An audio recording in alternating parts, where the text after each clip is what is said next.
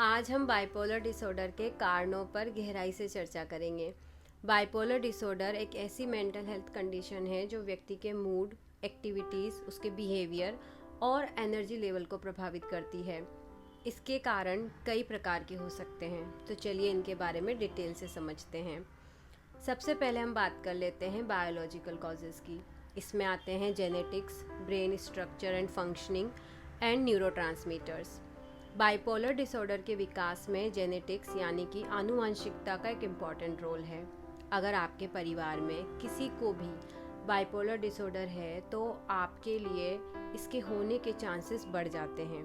इसके अलावा कुछ व्यक्तियों में ब्रेन स्ट्रक्चर और फंक्शनिंग में कुछ चेंजेस देखे जा सकते हैं, जैसे कि एमिगडाला और प्रीफ्रंटल कॉर्टेक्स में अबनॉर्मेलिटीज़, जो कि मूड रेगुलेशन में या एक मूड को रेगुलेट और नॉर्मल रखने में एक इम्पॉर्टेंट रोल प्ले करती है। इसके अलावा न्यूरोट्रांसमीटर्स जैसे कि सेरोटोनिन, डोपामिन, इनके असंतुलन की वजह से भी बाइपोलर डिसऑर्डर हो सकता है।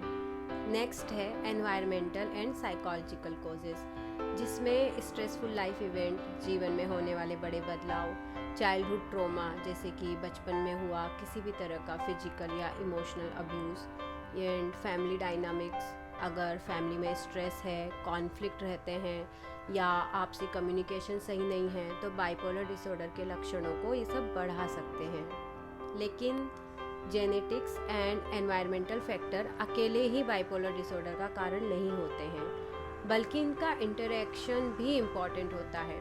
जैसे कि यदि किसी व्यक्ति में जेनेटिक प्रीडिस्पोजिशन है और साथ ही वो किसी भी स्ट्रेस का सामना अपनी लाइफ में कर रहा है तो बाइपोलर डिसऑर्डर के होने के चांसेस बढ़ जाते हैं। इन सब के अलावा हार्मोनल चेंजेस, जैसे कि बाइपोलर डिसऑर्डर में स्पेशली जब फीमेल्स में प्रेगनेंसी के दौरान या मेनोपॉज के दौरान जो भी हार्मोनल चेंजेस होते हैं वो मैनिक और डिप्रेसिव एपिसोड को ट्रिगर कर सकते हैं।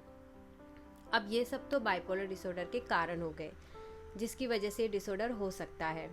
अब बात करते हैं कि इसके लिए क्या क्या ट्रीटमेंट्स अवेलेबल हैं और वो बाइपोलर डिसऑर्डर को ठीक करने में किस तरीके से हेल्प कर सकते हैं।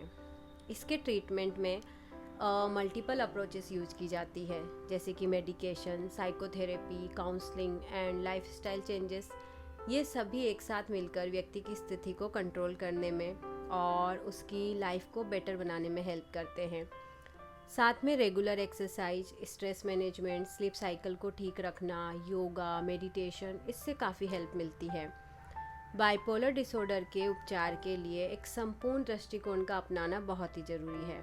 मेडिकेशन बाइपोलर डिसऑर्डर के इलाज का एक महत्वपूर्ण रोल है, लेकिन पूरे तरीके से सिर्फ इस पर डिपेंड नहीं रहा जा सकता है, क्योंकि वो ब्रेन में जो न्यूरोकेमिकल इम्फंक्शन है या डिसफंक्शन है उसको बैलेंस करने में, इम्प्रूव करने में हेल्प करता है।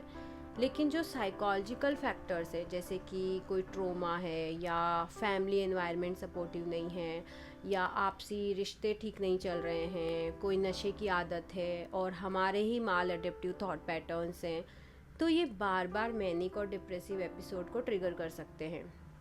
तो इसके लिए मेडिकेशन के साथ साथ आप एक कंप्लीट ट्रीटमेंट लें, जिसमें lifestyle changes, psychotherapy, counselling, interpersonal support system, ये सब को इम्प्रूव करना ज़रूरी है। यदि आप या आपके कोई भी फैमिली या फ्रेंड्स में इस तरह के लक्षण आपको दिखाई देते हैं तो इसे नज़रअंदाज करने के बजाय किसी मेंटल हेल्थ एक्सपर्ट से सलाह ज़रूर लें और सही और कंप्लीट ट्रीटमेंट करवाएं और अपना ख्याल रखें।